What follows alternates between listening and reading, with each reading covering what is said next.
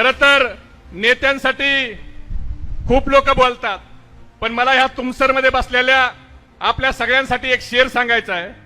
मौका देखकर कभी हमने यार नहीं बदले, मौका देखकर कभी हमने यार नहीं बदले, रंगरूप देखकर कभी हमने प्यार नहीं बदले।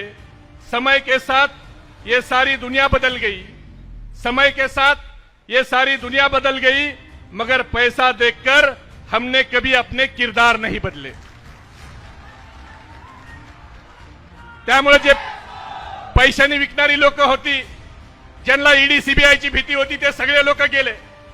पण खरं तर प्रफुल्लभाईंनी जायला नव्हतं पाहिजे। प्रफुल्लभाई, तुम्हाला पवार साहेबांनी काय कमी केलं? तुम्हाला सगळी पदं दिली।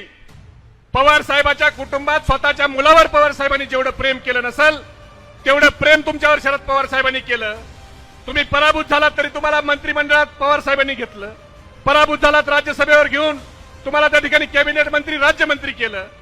त्यात तुम्ही पवार साहेबाची साथ खरं तर सोडायला नव्हती पाहिजे। ज्या वेळेला पवार साहेबाला आधाराची गरज होती, त्यावेळेला तुम्ही पवार साहेबाच्या पाठीमागे उभा राहायला पाहिजे होतं। पण प्रफुल्लभाई, तुम्ही ज्या पवार साहेबांनी तुम्हाला मोठं केलं, राज्यात देशात ज्या पवार साहेबांच्यामुळे तुमची ओळख झाली, तुम्ही त्या पवार साहेबांचे झाला नाहीत तर तुम्ही सर्वसामान्य या भंडारा गोंदियातल्या जनतेचे काय होणार आहेत?